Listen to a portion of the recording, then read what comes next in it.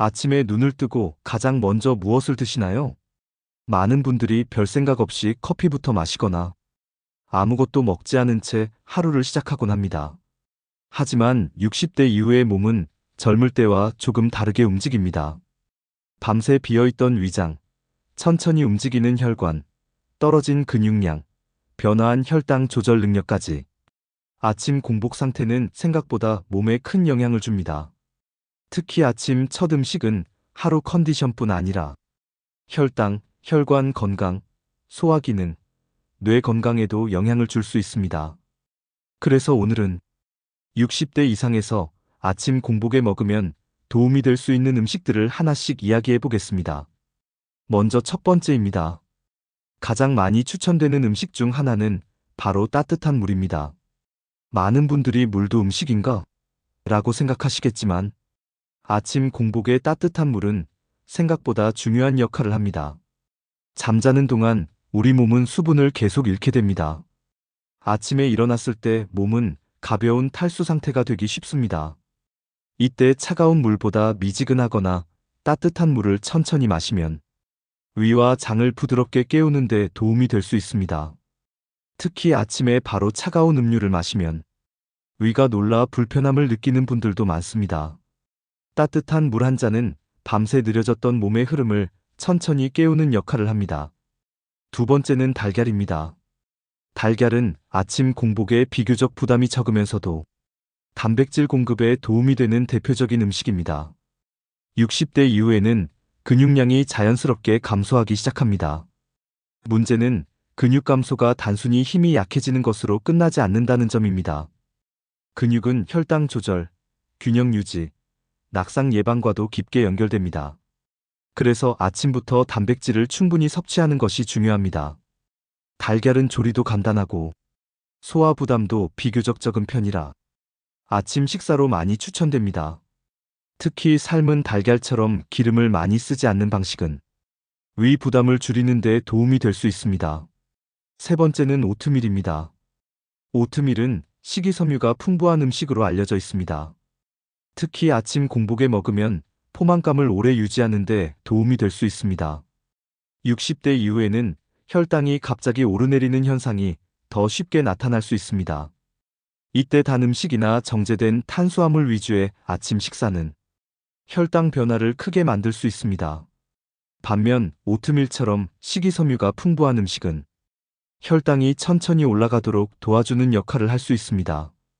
또 장 건강에도 도움을 줄 수 있어서 변비로 고민하는 분들에게도 비교적 많이 권장됩니다. 네 번째는 바나나입니다. 바나나는 아침에 간단하게 먹기 좋은 과일 중 하나입니다. 부드럽고 소화 부담이 적은 편이며 칼륨이 풍부한 것으로 잘 알려져 있습니다.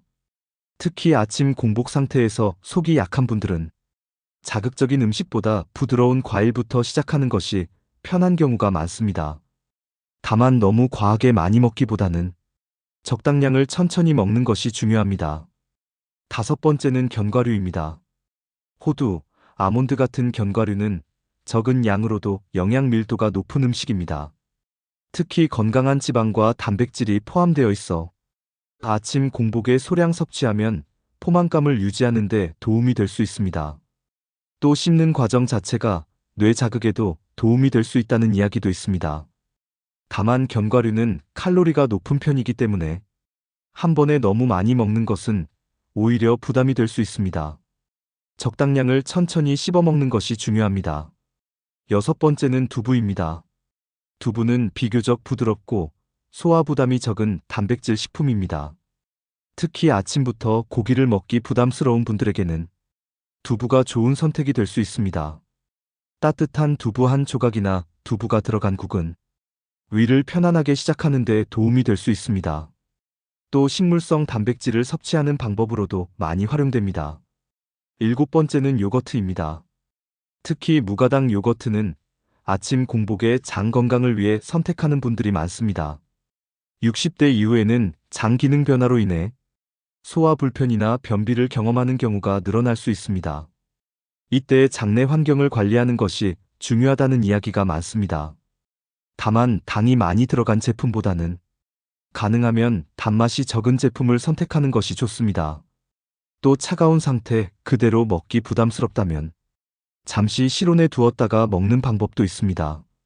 여덟 번째는 고구마입니다. 고구마는 아침 식사로 꽤 많이 선택되는 음식입니다. 포만감이 오래 가는 편이고 식이섬유도 포함되어 있어 아침 에너지를 안정적으로 유지하는 데 도움이 될 수 있습니다.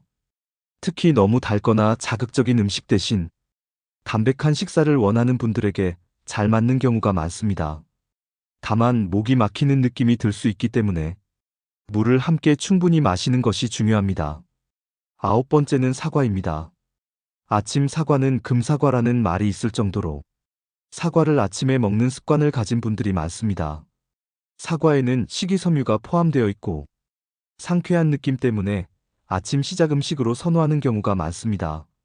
다만 속이 약한 분들은 너무 차갑게 먹지 않는 것이 편할 수 있습니다. 또 공복에 지나치게 신 음식이 부담이 되는 분들도 있기 때문에 자신의 위 상태를 살피는 것이 중요합니다.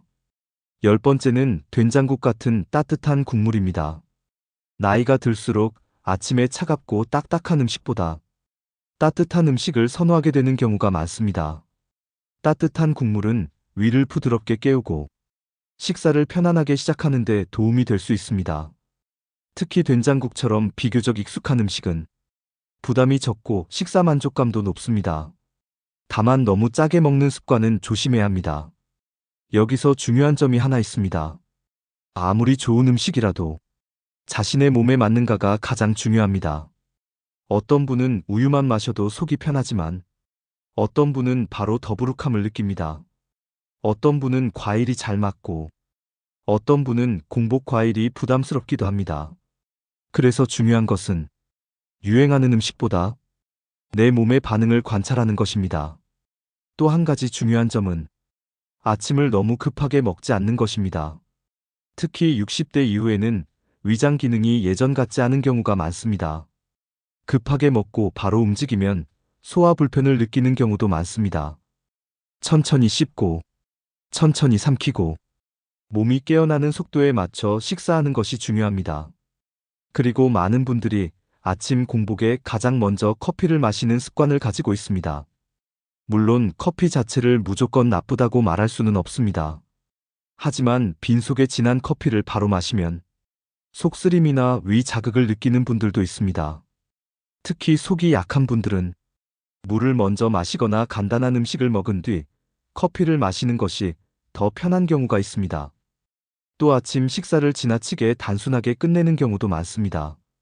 과자 하나, 빵 한 조각, 달달한 음료 한 잔으로 끝내는 식사 습관은 혈당 변화를 크게 만들 수 있습니다.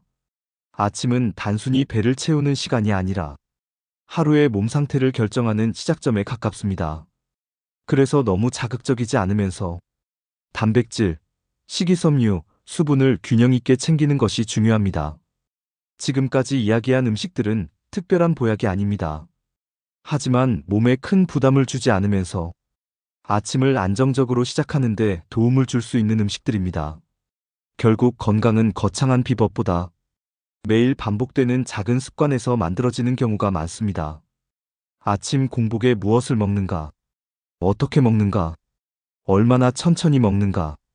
이런 작은 차이가 시간이 지나면서 몸 상태의 차이로 이어질 수 있습니다. 오늘 이야기 중에서 여러분 몸에 맞을 것 같은 음식 한 가지라도 천천히 실천해 보셨으면 좋겠습니다. 건강은 어느 날 갑자기 좋아지는 것이 아니라 매일의 식탁 위에서 조금씩 만들어집니다. 오늘 영상이 도움이 되셨다면 구독과 좋아요도 부탁드립니다.